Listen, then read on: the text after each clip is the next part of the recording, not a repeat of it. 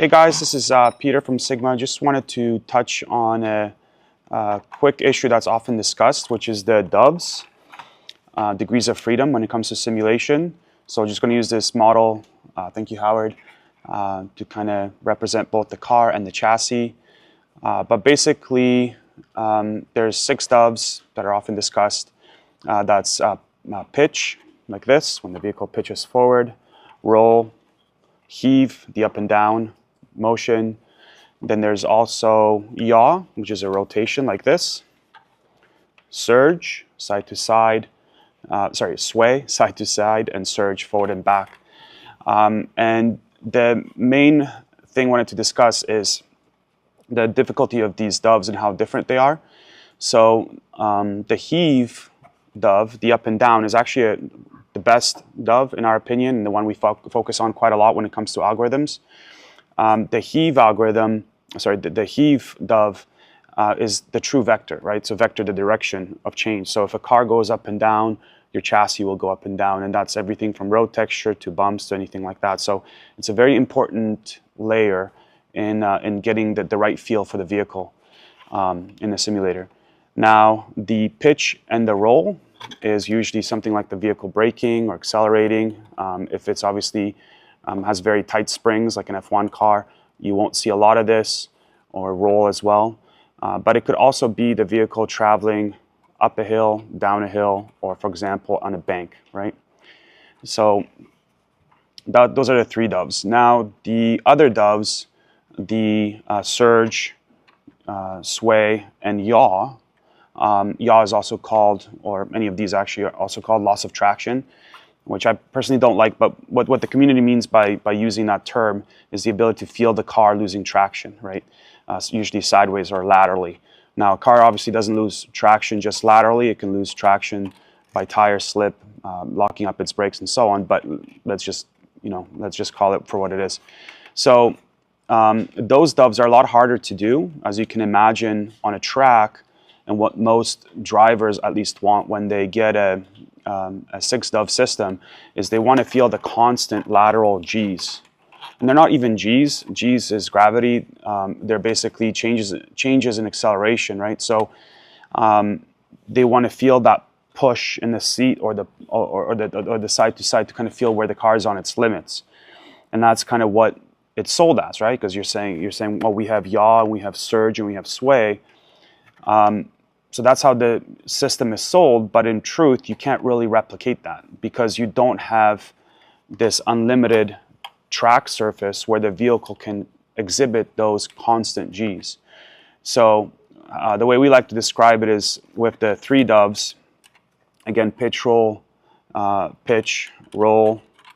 heave, the up and down moment, you get like 80% of the simulated vehicle dynamics in the chassis, in the simulator. There's obviously always trade-offs, and those trade-offs could be not exceeding 1G for health and safety reasons, or for the fact that the rig will come off the ground. But keeping all those kind of edge cases aside, the main thing with the second tier of doves, degrees of freedom, which is the yaw, surge, and sway, is that they cannot move infinitely like on a track, for example. And so you can't get that constant feeling of a G, which is what most people are looking for when there's like a sway or a yaw.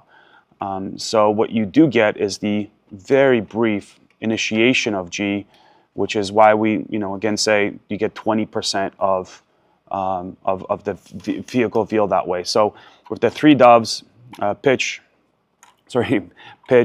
roll, and heave, you get roughly about 80% of those doves coming through the chassis. But when it comes to the surge, sway, or yaw, you get 20%. And Will from Boosted Media made a good video about this as well, and he explained it visually in a much better way than this.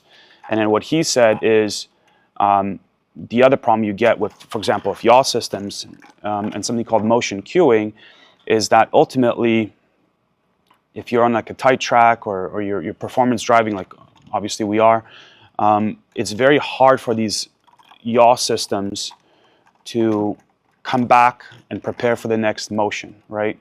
So if you're going through a chicane, for example, and it's a very fast chicane, and you have a lot of degrees of yaw, let's say the yaw system's going like this and like this, and you're experiencing, let's say, over a G of lateral force, like an F1 car, what have you, it's very difficult for the actual chassis to go to its extremes and then all of a sudden come back and give you the feeling of a yaw on the other side, right? So what you typically get is you either get an initiation and it comes back to center and then you miss the second one, or it basically does this, but it'll never go to those extremes that you're looking for. And so eventually what you get is, again, you get that area of diminishing returns where you spend more, you have more, you think you're going to get more, but you really have a really sharp taper off on the diminishing returns. So I'm not sure if this is the best way to explain it, but I hope that makes sense for everybody. This is why we still focus on the 3 dubs, which is the pitch, roll, and heave. There's a lot of room for improvement there too when it comes to the telemetry, the complete integration, even the algorithms. There's a lot more there to do to improve the true dubs, or the principal dubs as we call them, so the pitch and the roll and the heave. And when it comes to the yaw, surge, and sway, I think we have to apply a different kind of mentality to it. What we try to do here at Sigma is to keep this philosophy of motion integrity going, which is basically try to give the customer, you guys, what we say we're going to give you. Don't try to gimmick and pretend like we can give you a yaw or a loss of traction when that's often limited because of the performance driving scenarios that these simulators are often in. So hope that makes sense. Any questions, put them down below. We'll be happy to answer them. And again, this is not saying that 6DUV platforms can't be good or they don't work, but I think we have to align our expectations and know what to expect when we get yaw, surge, and sway, because they are extremely limited by just the physics, the physical constraints of the simulator and what we're doing. The one solution maybe, maybe it's not that far away, is to have like a Neuralink programmed in your brain where you can activate those centers in the brain that give you a constant G, and trying to fool the brain that way. That would make sense. But in terms of trying to reproduce it physically, there are a lot of constraints and trade-offs to think about. Now, you can tune them properly, and we have clients who have at least yaw and yaw systems, so we can get very complex. We can get into great detail about them, but even yaw, the way they tune their systems is they'll have a very minimal yaw. So they'll just feel the car load up, right?